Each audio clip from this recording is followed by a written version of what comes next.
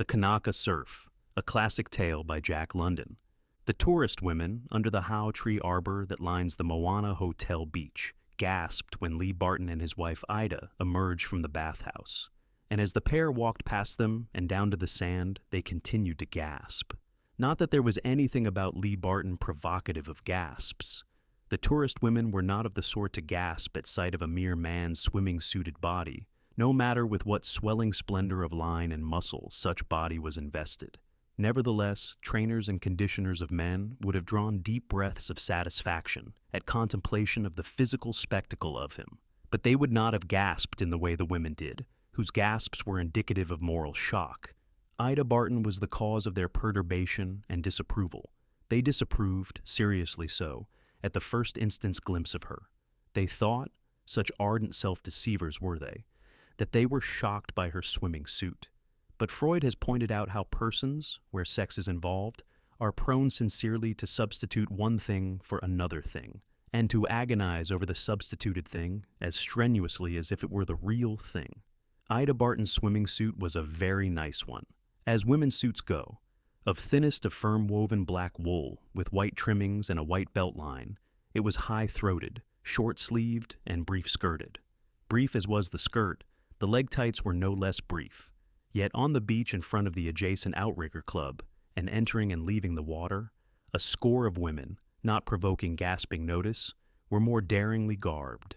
Their men's suits, as brief of leg tights and skirts, fitted them as snugly, but were sleeveless after the way of men's suits, the armholes deeply low-cut and in-cut, and, by the exposed armpits, advertiseful that the wearers were accustomed to 1916 décolleté. So it was not Ida Barton's suit, although the women deceived themselves into thinking it was. It was, first of all, say her legs, or, first of all, say the totality of her, the sweet and brilliant jewel of her femininity bursting upon them. Dowager, matron, and maid, conserving their soft, fat muscles or protecting their hothouse complexions in the shade of the hau tree arbor, felt the immediate challenge of her. She was menace as well, an affront of superiority in their own chosen and variously successful game of life. But they did not say it. They did not permit themselves to think it. They thought it was the suit and said so to one another, ignoring the 20 women more daringly clad but less perilously beautiful. Could one have winnowed out of the souls of these disapproving ones what lay at bottom of their condemnation of her suit, it would have been found to be the sex-jealous thought that no woman, so beautiful as this one, should be permitted to show her beauty. It was not fair to them. What chance had they in the conquering of males with so dangerous a rival in the foreground? They were justified. As Stanley Patterson said to his wife, where the two of them lolled wet in the sand by the tiny freshwater stream that the Bartons waded in order to gain the Outrigger Club beach, Lord God of models and marvels, behold them. My dear, did you ever see two such legs on one small woman?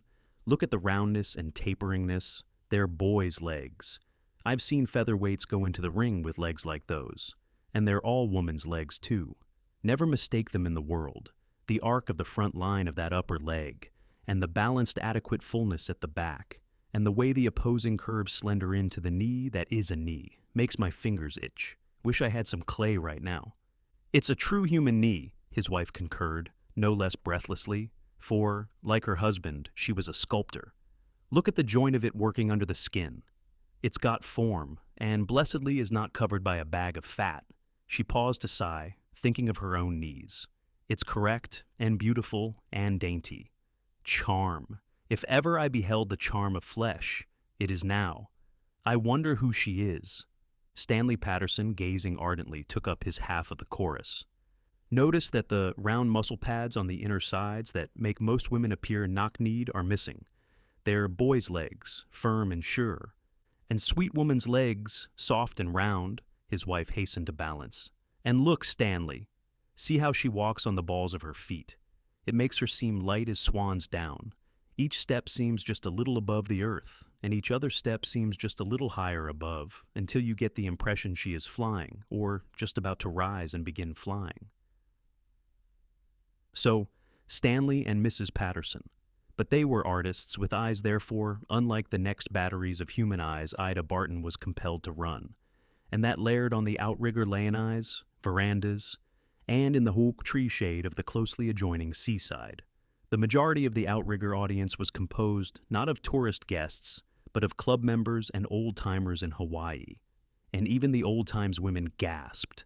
"It's positively indecent," said Mrs. Hanley Black to her husband, herself a too-stout-in-the-middle matron of 45, who had been born in the Hawaiian Islands and who had never heard of Ostend. Hanley Black surveyed his wife's criminal shapelessness and voluminousness of antediluvian New England swimming dress with a withering, contemplative eye. They had been married a sufficient number of years for him frankly to utter his judgment. "That strange woman's suit makes your own look indecent. You appear as a creature shameful, under a grotesqueness of apparel, striving to hide some secret awfulness." "She carries her body like a Spanish dancer," Mrs. Patterson said to her husband, for the pair of them had waded the little stream in pursuit of the vision. "By George, she does," Stanley Patterson concurred. "Reminds me of Estrelita. Torso just well enough forward, slender waist, not too lean in the stomach, and with muscles like some lad boxer's armoring that stomach to fearlessness. She has to have them to carry herself that way, and to balance the back muscles. See that muscle curve of the back? It's Estrelita's." "How tall would you say?" his wife queried. "There she deceives," was the appraised answer. "She might be 5'1" or 5'3" or 4. It's that way she has of walking that you described as almost about to fly." "Yes, that's it," Mrs. Patterson concurred. "It's her energy, her seemingness of being on tiptoe with rising vitality." Stanley Patterson considered for a space. "That's it," he announced. "She is a little thing.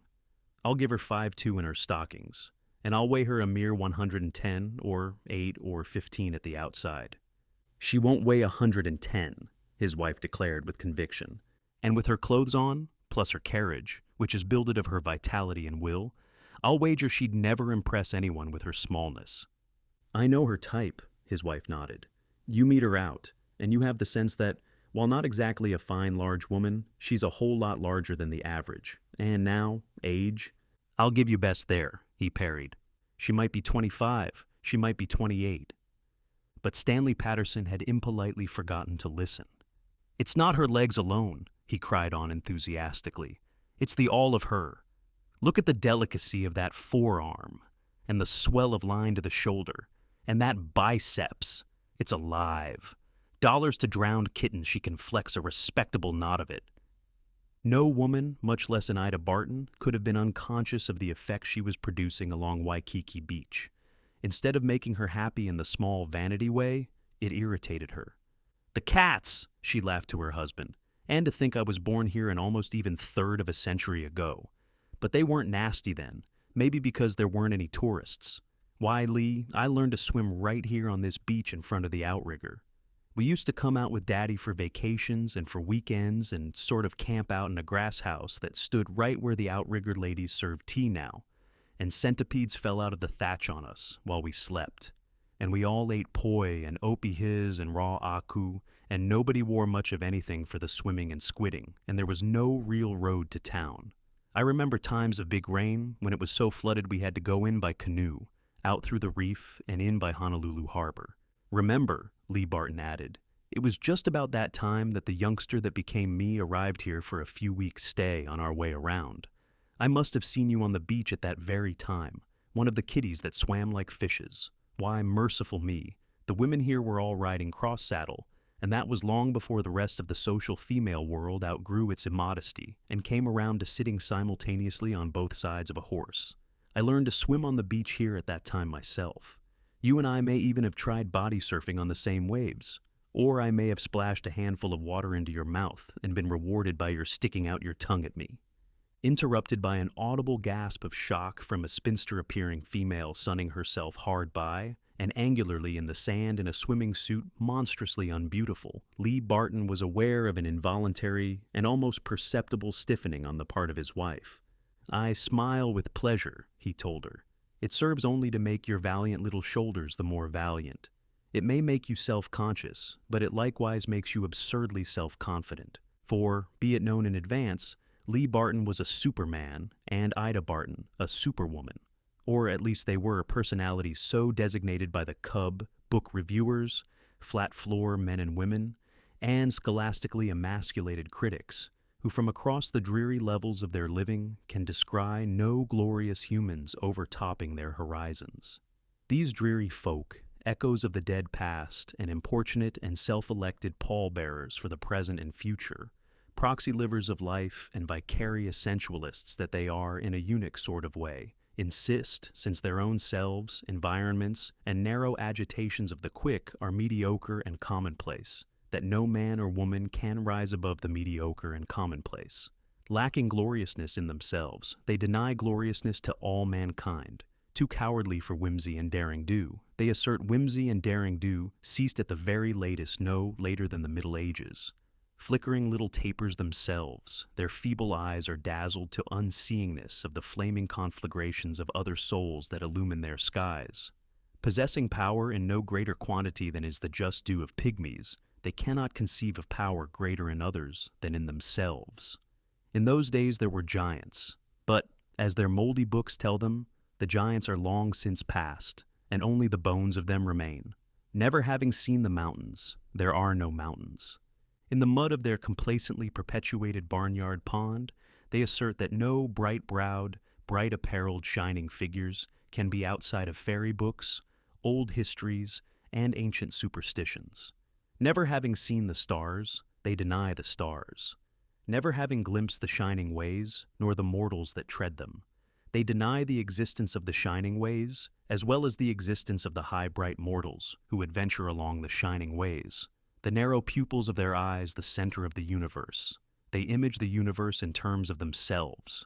Of their meager personalities make pitiful yardsticks with which to measure the high bright souls, saying, "Thus long are all souls, and no longer. It is impossible that there should exist greater statured souls than we are, and our gods know that we are great of stature." But all or nearly all on the beach forgave Ida Barton her suit and form when she took the water. A touch of her hand on her husband's arm, indication and challenge in her laughing face, and the two ran as one for half a dozen paces, and leapt as one from the hard wet sand of the beach, their bodies describing flat arches of flight ere the water was entered. There are two surfs at Waikiki. The big bearded man, surf that roars far out beyond the diving stage. The smaller, gentler, wahine, or woman, surf that breaks upon the shore itself. Here is a great shallowness, where one may wade 100 or several hundred feet to get beyond depth. Yet, with a good surf on outside, the wahine surf can break 3 or 4 feet, so that, close in against the shore, the hard sand bottom may be 3 feet or 3 inches under the welter of surface foam. To dive from the beach into this, to fly into the air off racing feet, turn in mid-flight so that heels are up and head is down, and so to enter the water head first, requires wisdom of waves, timing of waves, and a trained deftness in entering such unstable depths of water with pretty, unapprehensive head-first cleavage, while at the same time making the shallowest possible of dives. It is a sweet and pretty and daring trick, not learned in a day, nor learned at all without many a milder bump on the bottom, or close shave of fractured skull or broken neck. Here, on the spot where the Bartons so beautifully dived, 2 days before, a Stanford track athlete had broken his neck. His had been an error in timing the rise and subsidence of a wahine wave. "A professional," Mrs. Hanley Black sneered to her husband at Ida Barton's feet. "Some vaudeville tank girl," was one of the similar remarks with which the women in the shade complacently reassured one another, finding, by way of the weird mental processes of self-illusion, a great satisfaction in the money caste distinction between one who worked for what she ate and themselves who did not work for what they ate. It was a day of heavy surf on Waikiki. In the wahine surf, it was boisterous enough for good swimmers, but out beyond, in the Kanaka, or man surf, no one ventured. Not that the score or more of young surf riders loafing on the beach could not venture there, or were afraid to venture there, but because their biggest outrigger canoes would have been swamped and their surfboards would have been overwhelmed in the too immense overtopple and downfall of the thundering monsters. They themselves, most of them, could have swum, for man can swim through breakers which canoes and surfboards cannot surmount. But to ride the backs of the waves, rise out of the foam, to stand full length in the air above, and with heels winged with the swiftness of horses to fly shoreward, was what made sport for them and brought them out from Honolulu to Waikiki. The captain of number 9 canoe, himself a charter member of the outrigger and a many times medalist in long-distance swimming, had missed seeing the Bartons take the water and first glimpsed them beyond the last festoon of bathers clinging to the lifelines. From then on, from his vantage of the upstairs lanai, he kept his eyes on them. When they continued out past the steel diving stage where a few of the hardiest divers disported, he muttered vexedly under his breath, "Damned malahinis!" Now malahini means newcomer, tenderfoot, and despite the prettiness of their stroke, he knew that none except malahinis would venture into the racing channel beyond the diving stage. Hence the vexation of the captain of number 9. He descended to the beach with a low word here and there, picked a crew of the strongest surfers, and returned to the lanai with a pair of binoculars. Quite casually, the crew, 6 of them, carried number 9 to the water's edge, saw paddles and everything in order for a quick launching, and lolled about carelessly on the sand. They were guilty of not advertising that anything untoward was afoot, although they did steal glances up to their captain, straining through the binoculars. What made the channel was the freshwater stream. Coral cannot abide fresh water. What made the channel race was the immense shoreward surf fling of the sea. Unable to remain flung up on the beach, pounded ever back toward the beach by the perpetual shoreward rush of the Kanaka Surf. The up-piled water escaped to the sea by way of the channel, and in the form of undertow along the bottom under the breakers. Even in the channel, the waves broke big, but not with the magnificent bigness of terror as to right and left. So, it was that a canoe or a comparatively strong swimmer could dare the channel, but the swimmer must be a strong swimmer indeed, who could successfully buck the current in.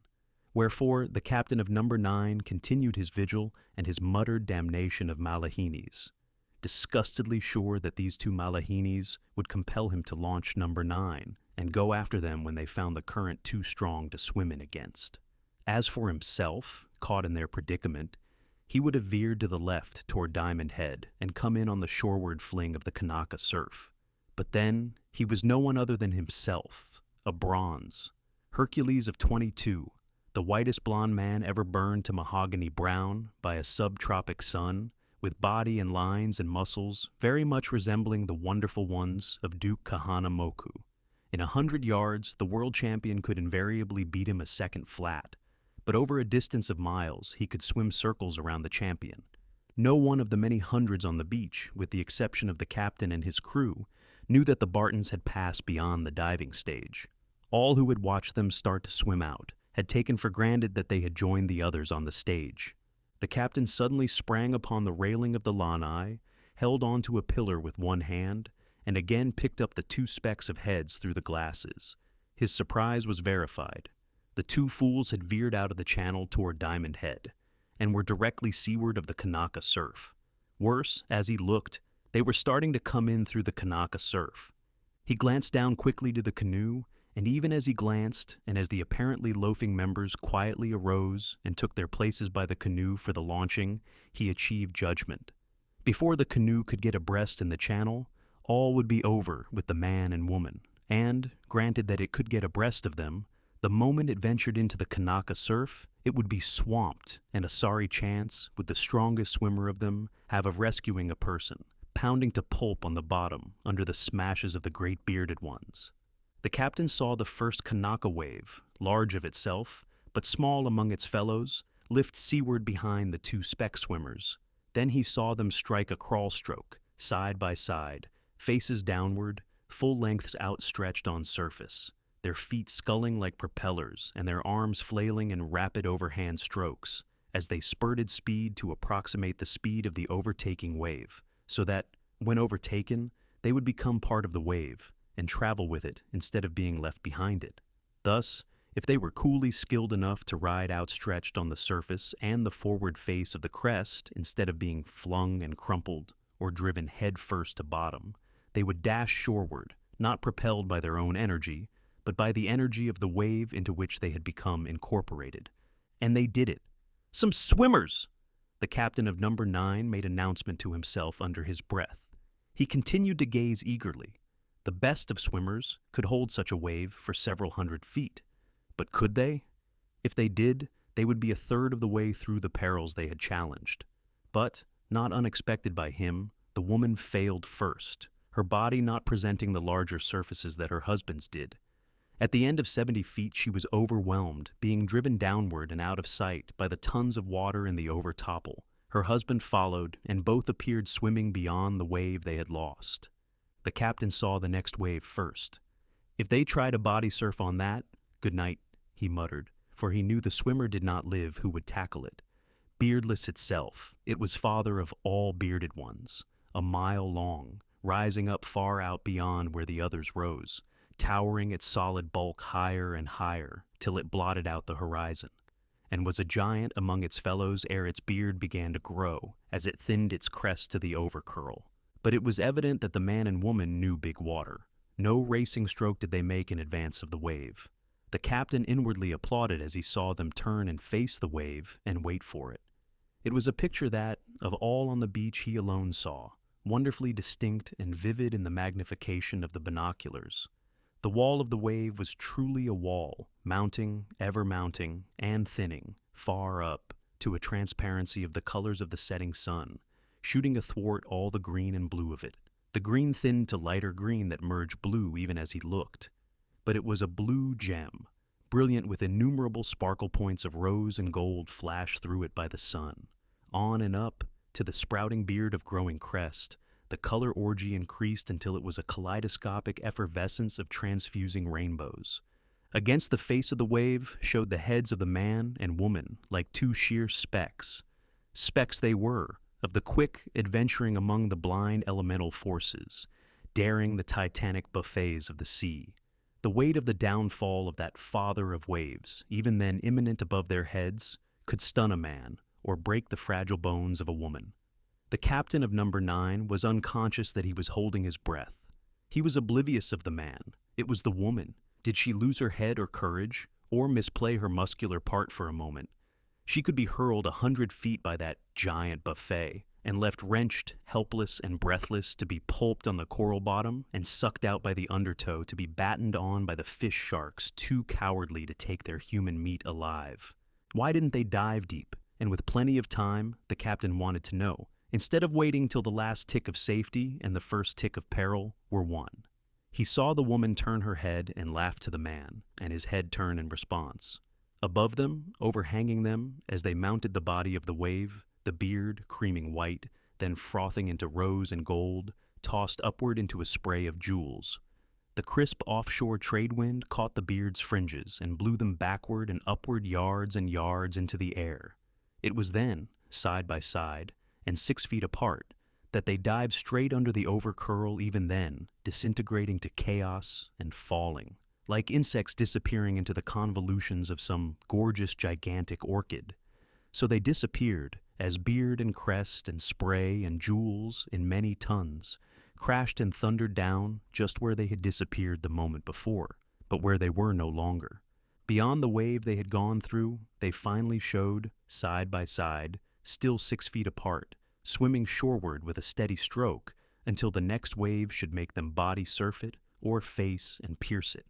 The captain of number 9 waved his hand to his crew in dismissal and sat down on the lanai railing, feeling vaguely tired and still watching the swimmers through his glasses. "Whoever and whatever they are," he murmured, "they aren't malahinis. They simply can't be malahinis. Not all days, and only on rare days, is the surf heavy at Waikiki." And, in the days that followed, Ida and Lee Barton, much in evidence on the beach and in the water, continued to arouse disparaging interest in the breasts of the tourist ladies, although the outrigger captains ceased from worrying about them in the water. They would watch the pair swim out and disappear in the blue distance, and they might, or might not, chance to see them return hours afterward. The point was that the captains did not bother about their returning, because they knew they would return. The reason for this was that they were not mahahinis. They belonged. In other words, or rather, in the Potent Islands word, they were kamaaina. Kamaaina men and women of 40 remembered Lee Barton from their childhood days, when, in truth, he had been a malahini, though a very young specimen. Since that time, in the course of various long stays, he had earned the kamaaina distinction.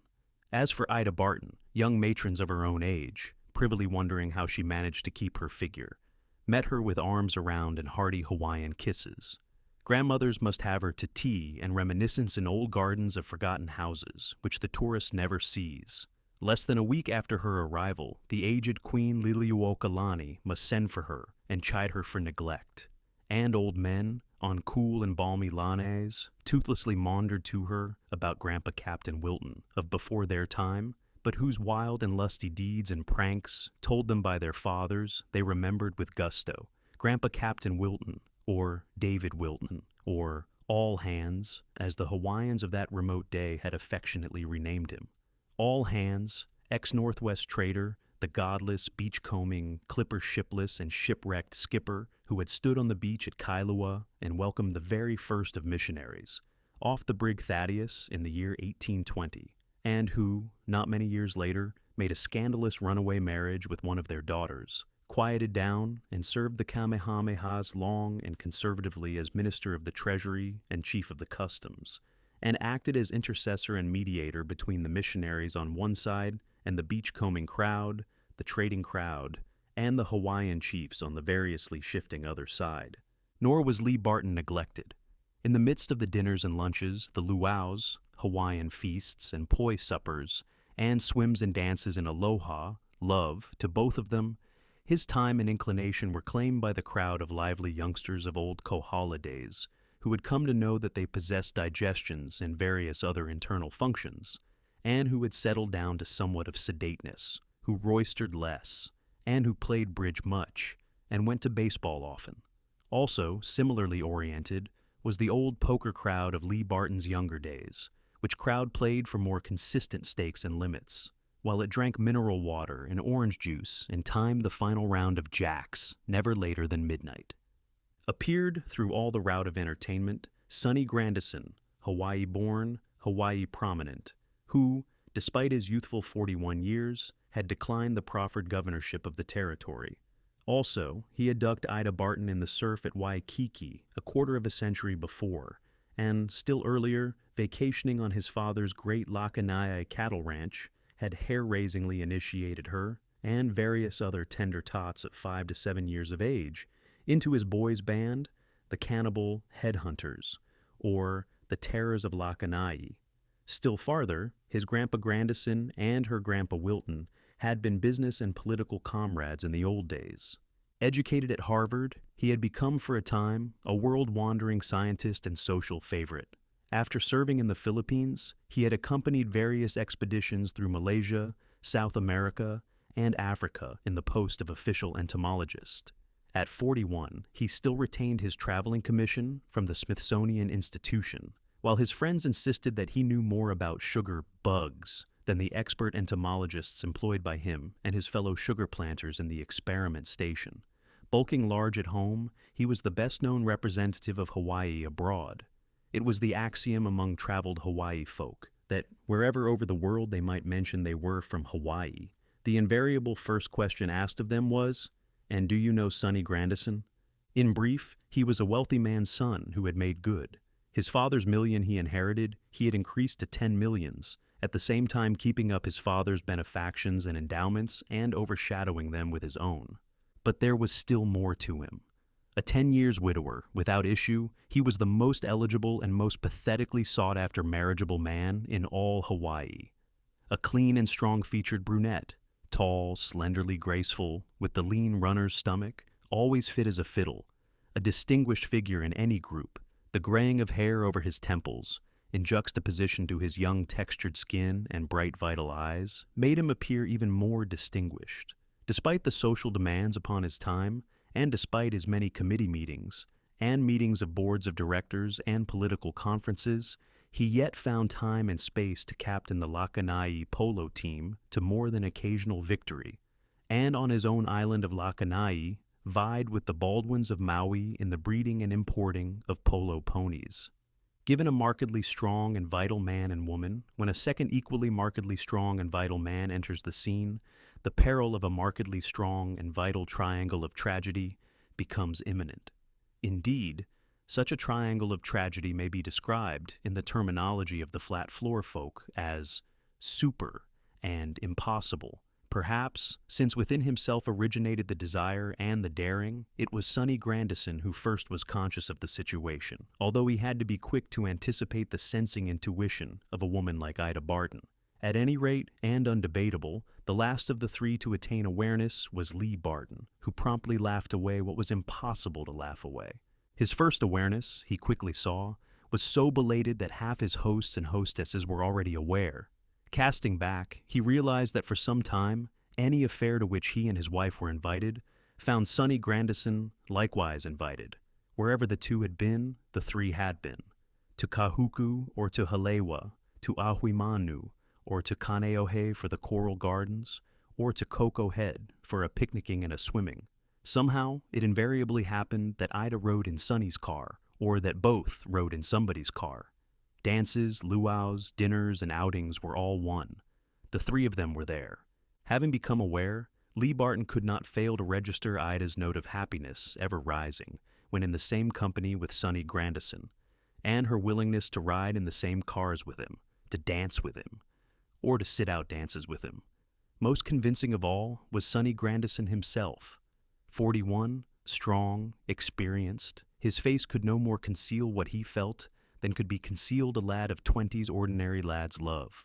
Despite the control and restraint of 40 years, he could no more mask his soul with his face than could Lee Barton, of equal years, fail to read that soul through so transparent a face. And often, to other women, talking when the topic of Sonny came up, Lee Barton heard Ida express her fondness for Sonny, or her almost too eloquent appreciation of his polo playing, his work in the world, and his general all-rightness of achievement. About Sonny's state of mind and heart, Lee had no doubt. It was patent enough for the world to read. But how about Ida, his own dozen years wife of a glorious love match? He knew that woman, ever the mysterious sex, was capable any time of unguessed mystery. Did her frank comradeliness with Grandison token merely frank comradeliness and childhood contacts continued and recrudesced into adult years? Or did it hide, in woman's subtler and more secretive ways, a beat of heart and return of feeling that might even outbalance what Sonny's face advertised? Lee Barton was not happy. A dozen years of utmost and post-nuptial possession of his wife had proved to him, so far as he was concerned, that she was his one woman in the world, and that the woman was unborn, much less unglimpsed, who could for a moment compete with her in his heart, his soul, and his brain. Impossible of existence was the woman who could lure him away from her, much less overbid her in the myriad, continual satisfactions she rendered him. Was this, then, he asked himself, the dreaded contingency of all fond Benedicts, to be her first affair? He tormented himself with the ever-iterant query, and, to the astonishment of the reformed Kohala poker crowd of wise and middle-aged youngsters, as well as to the reward of the keen scrutiny of the dinner-giving and dinner-attending women, he began to drink King William instead of orange juice, to bully up the poker limit, to drive of nights his own car more than rather recklessly over the Pawley and Diamond Head roads, and, ere dinner or lunch or after, to take more than an average man's due of old-fashioned cocktails and Scotch highs. All the years of their marriage she had been ever complaisant toward him in his card-playing. This complaisance to him had become habitual. But now that doubt had arisen, it seemed to him that he noted an eagerness in her countenancing of his poker parties. Another point he could not avoid noting was that Sonny Grandison was missed by the poker and bridge crowds. He seemed to be too busy. Now, where was Sonny while he, Lee Barton, was playing? Surely not always at committee and boards of directors' meetings.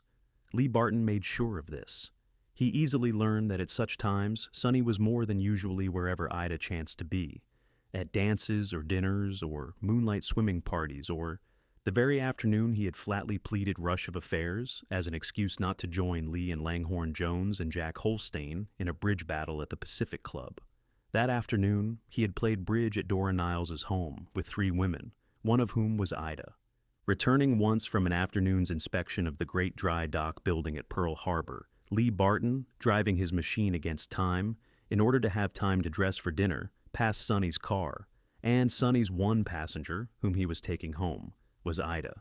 One night, a week later, during which interval he had played no cards, he came home at 11 from a stag dinner at the University Club, just preceding Ida's return from the all-stone poi supper and dance. And Sonny had driven her home. Major Franklin and his wife had first been dropped off by them, they mentioned, at Fort Shafter, on the other side of town, and miles away from the beach. Lee Barton, after all mere human man, as a human man, unfailingly meeting Sonny in all friendliness, suffered poignantly in secret. Not even Ida dreamed that he suffered, and she went her merry, careless, laughing way, secure in her own heart, although a trifle perplexed at her husband's increase in number of pre-dinner cocktails. Apparently, as always, she had access to almost all of him, but now she did not have access to his unguessable torment, nor to the long, parallel columns of mental bookkeeping running their totaling balances from moment to moment, day and night, in his brain. In one column were her undoubtable spontaneous expressions of her usual love and care for him, her many acts of comfort-serving and of advice-asking and advice-obeying. In another column, in which the items increasingly were entered, were her expressions and acts which he could not but classify as dubious. Were they what they seemed, or were they of duplicity compounded, whether deliberately or unconsciously? The third column, longest of all, totaling most in human heart appraisements, was filled with items relating directly or indirectly to her and Sonny Grandison. Lee Barton did not deliberately do this bookkeeping. He could not help it. He would have liked to avoid it. But in his fairly ordered mind, the items of entry, of themselves, and quite beyond will on his part, took their places automatically in their respective columns. In his distortion of vision, magnifying apparently trivial detail, which half the time he felt he magnified, he had recourse to McIlwain, to whom he had once rendered a very considerable service. McIlwain was chief of detectives. "Is Sonny Grandison a womaning man?" Barton had demanded. McIlwain had said nothing. "Then he is a womaning man," had been Barton's declaration, and still the chief of detectives had said nothing. Briefly afterward, ere he destroyed it as so much dynamite, Lee Barton went over the written report. Not bad, not really bad, was the summarization, but not too good after the death of his wife 10 years before. That had been a love match almost notorious in Honolulu society, because of the completeness of infatuation, not only before, but after marriage, and up to her tragic death when her horse fell with her 1,000 feet off Nahiku Trail. And not for a long time afterward, McIlwain stated, had Grandison been guilty of interest in any woman, and whatever it was, it had been unvaryingly decent. Never a hint of gossip or scandal, and the entire community had come to accept that he was a one-woman man and would never marry again. What small affairs McIlwain had jotted down, he insisted that Sonny Grandison did not dream, were known by another person outside the principals themselves. Barton glanced hurriedly, almost shamedly, at the several names and incidents, and knew surprise ere he committed the document to the flames. At any rate, Sonny had been most discreet. As he stared at the ashes, Barton pondered how much of his own younger life, from his bachelor days, resided in old McIlwain's keeping. Next, Barton found himself blushing. To himself, at himself. If McIlwain knew so much of the private lives of community figures, then had not he, her husband and protector and shielder, planted in McIlwain's brain a suspicion of Ida? "Anything on your mind?" Lee asked his wife that evening as he stood holding her wrap while she put the last touches to her dressing. This was in line with their old and successful compact of frankness, and he wondered, while he waited her answer, why he had refrained so long from asking her. "No," she smiled. "Nothing particular. Afterwards, perhaps." She became absorbed in gazing at herself in the mirror while she dabbed some powder on her nose and dabbed it off again. "You know my way, Lee," she added after the pause. "It takes me time to gather things together in my own way. When there are things to gather, but when I do, you always get them. And often there's nothing in them after all, I find, and so you are saved the nuisance of them." She held out her arms for him to place the wrap about her, her valiant little arms that were so wise and steel-like in battling with the breakers, and that yet were such just mere woman's arms, round and warm and white, delicious as a woman's arms should be, with the canny muscles masking under soft roundness of contour and fine, smooth skin, capable of being flexed at will by the will of her. He pondered her, with a grievous hurt and yearning of appreciation. So delicate she seemed, so porcelain fragile that a strong man could snap her in the crook of his arm. "We must hurry!" she cried, as he lingered in the adjustment of the flimsy wrap over her flimsy prettiness of gown. "We'll be late, and if it showers up Nuanu, putting the curtains up will make us miss the second dance." He made a note to observe with whom she danced that second dance, as she preceded him across the room to the door, while at the same time he pleasured his eye in what he had so often named to himself as the spirit-proud, flesh-proud walk of her. "You don't feel I'm neglecting you in my too much poker?" he tried again, by indirection. "Mercy, no!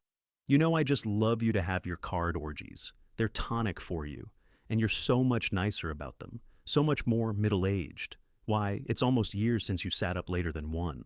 It did not shower up Nuanu, and every overhead star was out in a clear trade-wind sky. In time at the Inchkeeps for the second dance, Lee Barton observed that his wife danced it with Grandison, which, of itself, was nothing unusual, but which became immediately a registered item in Barton's mental books. An hour later, depressed and restless, declining to make one, of a bridge foursome in the library and escaping from a few young matrons, he strolled out into the generous grounds.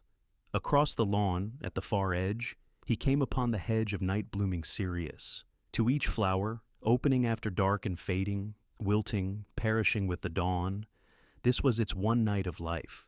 The great cream-white blooms, a foot in diameter and more, lily-like and wax-like, white beacons of attraction in the dark, penetrating and seducing the night with their perfume, were busy and beautiful with their brief glory of living. But the way along the hedge was populous with humans, 2 by 2, male and female, stealing out between the dances or strolling the dances out, while they talked in low, soft voices and gazed upon the wonder of flower love. From the lanai drifted the love-caressing strains of Hanalei sung by the singing boys. Vaguely Lee Barton remembered, perhaps it was from some Maupassant story, the Abbé, obsessed by the theory that behind all things were the purposes of God and perplexed so to interpret the night, who discovered at the last that the night was ordained for love. The unanimity of the night as betrayed by flowers and humans was a hurt to Barton. He circled back toward the house along a winding path that skirted within the edge of shadow of the monkey pods and algaroba trees. In the obscurity, where his path curved away into the open again, he looked across a space of a few feet, where, on another path in the shadow, stood a pair in each other's arms. The impassioned low tones of the man had caught his ear and drawn his eyes, and at the moment of his glance, aware of his presence, the voice ceased, and the two remained immobile, furtive, in each other's arms. He continued his walk, sombered by the thought that in the gloom of the trees was the next progression from the openness of the sky over those who strolled the night-flower hedge.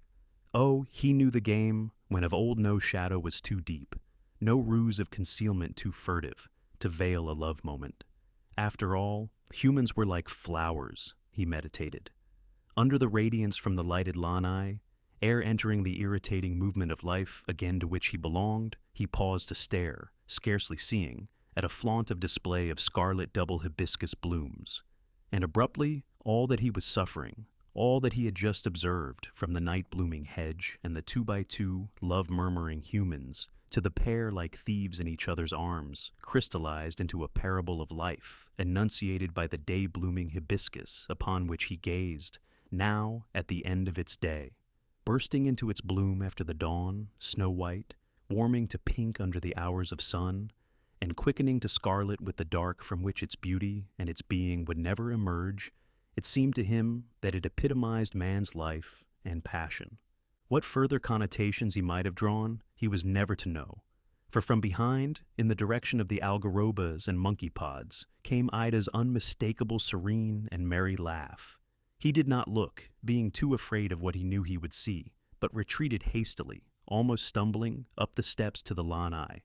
Despite that, he knew what he was to see. When he did turn his head and beheld his wife and Sonny, the pair he had seen thieving in the dark, he went suddenly dizzy and paused, supporting himself with a hand against a pillar, and smiling vacuously at the grouped singing boys who were pulsing the sensuous night into richer sensuousness with their honi koa, wiki-wiki refrain. The next moment he had wet his lips with his tongue, controlled his face and flesh, and was bantering with Mrs. Inchkeep. But he could not waste time, or he would have to encounter the pair he could hear coming up the steps behind him.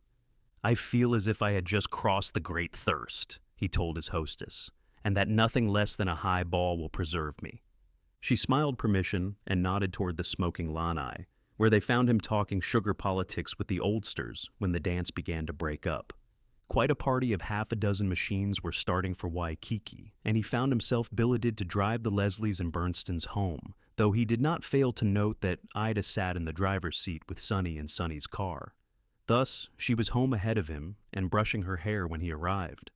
The parting of bedgoing was usual on the face of it, although he was almost rigid in his successful effort for casualness, as he remembered whose lips had pressed hers last before his. Was, then, woman the utterly unmoral creature, as depicted by the German pessimists? He asked himself, as he tossed under his reading lamp, unable to sleep or read. At the end of an hour he was out of bed, and into his medicine case. 5 grains of opium he took straight. An hour later, afraid of his thoughts and the prospect of a sleepless night, he took another grain. At 1-hour intervals, he twice repeated the grain dosage. But so slow was the action of the drug that dawn had broken ere his eyes closed. At 7, he was awake again, dry-mouthed, feeling stupid and drowsy, yet incapable of dozing off for more than several minutes at a time. He abandoned the idea of sleep, ate breakfast in bed, and devoted himself to the morning papers and the magazines. But the drug effect held, and he continued briefly to doze through his eating and reading. It was the same when he showered and dressed, and, though the drug had brought him little forgetfulness during the night, he felt grateful for the dreaming lethargy with which it possessed him through the morning. It was when his wife arose, her serene and usual self, and came into him smiling and roguish, delectable in her kimono, that the whim madness of the opium in his system seized upon him. When she had clearly and simply shown that she had nothing to tell him under their ancient compact of frankness, he began building his opium lie. Asked how he had slept, he replied, "Miserably. Twice I was routed wide awake with cramps in my feet. I was almost too afraid to sleep again. But they didn't come back, though my feet are sorer than blazes. Last year you had them," she reminded him. "Maybe it's going to become a seasonal affliction," he smiled. "They're not serious, but they're horrible to wake up to. They won't come again till tonight, if they come at all. But in the meantime, I feel as if I had been bastinadoed." In the afternoon of the same day, Lee and Ida Barton made their shallow dive from the outrigger beach and went on, at a steady stroke, past the diving stage to the big water beyond the Kanaka Surf. So quiet was the sea that when, after a couple of hours, they turned and lazily started shoreward through the Kanaka Surf, they had it all to themselves. The breakers were not large enough to be exciting, and the last languid surfboarders and canoeists had gone into shore. Suddenly Lee turned over on his back. "What is it?" Ida called from 20 feet away. "My foot. Cramp," he answered calmly, though the words were twisted out through clenched jaws of control. The opium still had its dreamy way with him, and he was without excitement. He watched her swimming toward him, with so steady and unperturbed a stroke that he admired her own self-control, although, at the same time, doubt stabbed him with the thought that it was because she cared so little for him, or, rather, so much immediately more for Grandison. "Which foot?" she asked, as she dropped her legs down and began treading water beside him. "The left one, ouch!" "Now it's both of them."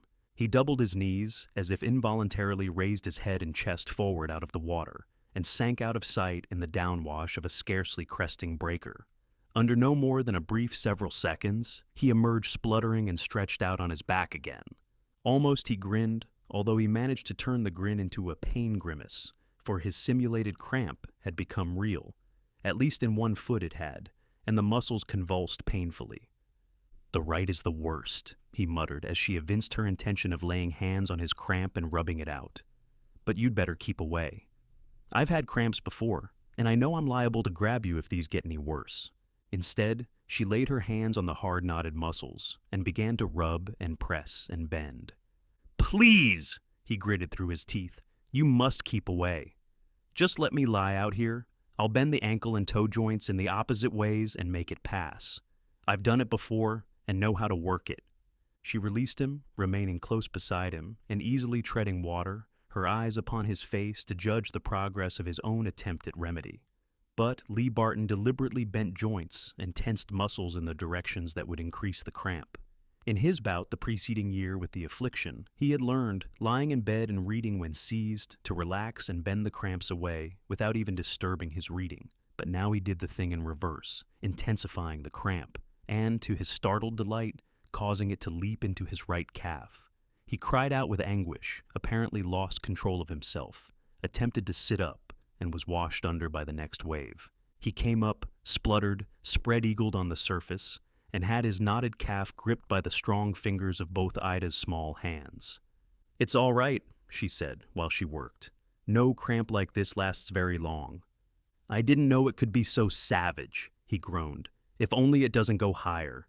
It makes one feel so helpless." He gripped the biceps of both her arms in a sudden spasm, attempting to climb out upon her as a drowning man might try to climb out on an oar and sinking her down under him. In the struggle underwater, before he permitted her to wrench clear, her rubber cap was torn off and her hairpins pulled out, so that she came up gasping for air and half blinded by her wet clinging hair. Also, he was certain he had surprised her into taking in a quantity of water. "Keep away," he warned as he spread-eagled with acted desperateness. But her fingers were deep into the honest pain rack of his calf, and in her he could observe no reluctance of fear. "It's creeping up," he grunted through tight teeth, the grunt itself a half-controlled groan. He stiffened his whole right leg, as with another spasm, hurting his real minor cramps, but flexing the muscles of his upper leg into the seeming hardness of cramp. The opium still worked in his brain, so that he could play-act cruelly, while at the same time he appraised and appreciated her stress of control and will that showed in her drawn face, and the terror of death in her eyes, with beyond it and behind it, in her eyes and through her eyes, the something more of the spirit of courage and higher thought and resolution. Still further, she did not enunciate so cheap a surrender as, "I'll die with you." Instead, provoking his admiration, she did say quietly, "Relax. Sink until only your lips are out. I'll support your head. There must be a limit to cramp. No man ever died of cramp on land. Then in the water, no strong swimmer should die of cramp. It's bound to reach its worst and pass. We're both strong swimmers and cool-headed." He distorted his face and deliberately dragged her under. But when they emerged, still beside him, supporting his head as she continued to tread water, she was saying, "Relax, take it easy. I'll hold your head up. Endure it. Live through it. Don't fight it. Make yourself slack in your mind, and your body will slack. Yield. Remember how you taught me to yield to the undertow." An unusually large breaker for so mild a surf curled overhead, and he climbed out on her again, sinking both of them under as the wave crest overfell and smashed down. "Forgive me," he mumbled through pain-clenched teeth as they drew in their first air again. "And leave me." He spoke jerkily, with pain-filled pauses between his sentences. "There is no need for both of us to drown. I've got to go. It will be in my stomach at any moment, and then I'll drag you under and be unable to let go of you. Please, please, dear, keep away. One of us is enough. You've plenty to live for." She looked at him in reproach so deep that the last vestige of the terror of death was gone from her eyes. It was as if she had said, and more than if she had said, "I have only you to live for." Then Sonny did not count with her as much as he did, was Barton's exultant conclusion. But he remembered her in Sonny's arms under the monkey pods and determined on further cruelty. Besides, it was the lingering opium in him that suggested this cruelty. Since he had undertaken this acid test, urged the poppy juice, then let it be a real acid test. He doubled up and went down, emerged, and apparently strove frantically to stretch out in the floating position. And she did not keep away from him. "It's too much!" he groaned, almost screamed. "I'm losing my grip. I've got to go. You can't save me. Keep away and save yourself." But she was to him, striving to float his mouth clear of the salt, saying, "It's all right. It's all right. The worst is right now. Just endure it a minute more, and it will begin to ease." He screamed out, doubled, seized her, and took her down with him. And he nearly did drown her, so well did he play-act his own drowning. But never did she lose her head, nor succumb to the fear of death so dreadfully imminent. Always, when she got her head out, she strove to support him, while she panted and gasped encouragement in terms of, Relax, relax, slack, slack out. At any time, now, you'll pass. The worst. No matter how much it hurts, it will pass. You're easier now, aren't you? And then he would put her down again, going from bad to worse, in his ill treatment of her, making her swallow pints of salt water, secure in the knowledge that it would not definitely hurt her. Sometimes they came up for brief emergences, for gasping seconds in the sunshine on the surface, and then were under again, dragged under by him, rolled and tumbled under by the curling breakers. Although she struggled and tore herself from his grips, in the times he permitted her freedom, she did not attempt to swim away from him, but, with fading strength and reeling consciousness, invariably came to him to try to save him. When it was enough, in his judgment, and more than enough, he grew quieter, left her released, and stretched out on the surface. He sighed long, almost luxuriously, and spoke with pauses for breath. It is passing. It seems like heaven. My dear, I'm waterlogged, yet the mere absence of that frightful agony makes my present state sheerest bliss. She tried to gasp a reply, but could not. I'm all right, he assured her. Let us float and rest up. Stretch out yourself and get your wind back. And for half an hour, side by side, on their backs, they floated in the fairly placid Kanaka Surf. Ida Barton was the first to announce recovery by speaking first. And how do you feel now, man of mine? She asked. I feel as if I'd been run over by a steamroller, he replied. And you, poor darling? I feel I'm the happiest woman in the world. I'm so happy I could almost cry, but I'm too happy even for that. You had me horribly frightened for a time. I thought I was to lose you. Lee Barton's heart pounded up. Never a mention of losing herself. This, then, was love, and all real love, proved true. The great love that forgot self in the loved one. And I'm the proudest man in the world, he told her, because my wife is the bravest woman in the world. Brave, she repudiated. I love you. I never knew how much, how really much. I loved you as when I was losing you. And now, let's work for shore. I want you all alone with me, your arms around me, while I tell you all you are to me and shall always be to me. In another half hour, swimming strong and steadily, they landed on the beach and walked up the hard, wet sand among the sand loafers and sun baskers. What were the two of you doing out there? Queried one of the outrigger captains. Cutting up? Cutting up, Ida Barton answered with a smile. We're the village cut-ups, you know, was Lee Barton's assurance. That evening, the evening's engagement canceled, found the two in a big chair in each other's arms.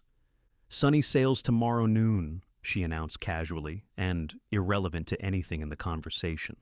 He's going out to the Malay coast to inspect what's been done with that lumber and rubber company of his. First I've heard of his leaving us, Lee managed to say, despite his surprise. I was the first to hear of it, she added. He told me only last night. At the dance? She nodded. Rather sudden, wasn't it? Very sudden. Ida withdrew herself from her husband's arms and sat up. And I want to talk to you about Sonny. I've never had a real secret from you before. I didn't intend ever to tell you, but it came to me today, out in the Kanaka Surf, that if we passed out, it would be something left behind us unsaid. She paused, and Lee, half anticipating what was coming, did nothing to help her, save to girdle and press her hand in his. Sonny rather lost his head over me, she faltered. Of course, you must have noticed it. And last night, he wanted me to run away with him, which isn't my confession at all.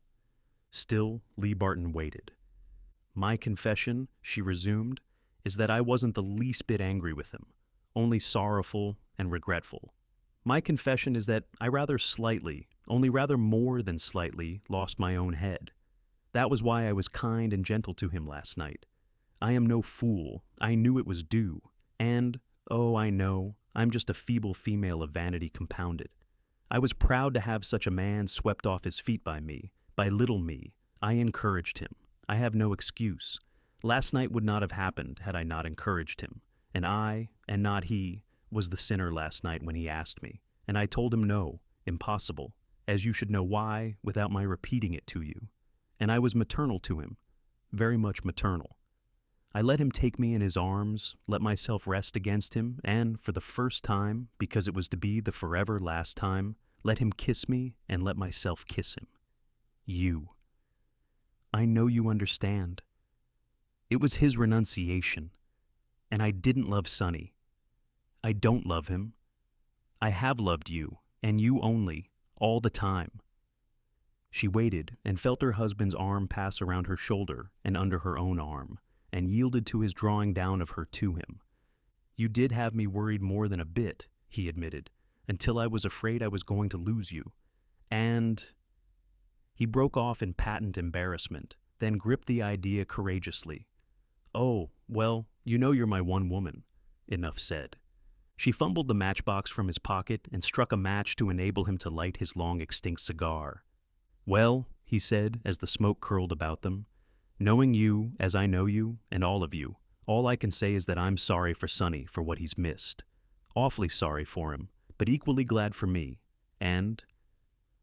One other thing. 5 years hence, I've something to tell you. Something rich, something ridiculously rich, and all about me and the foolishness of me over you. 5 years. Is it a date?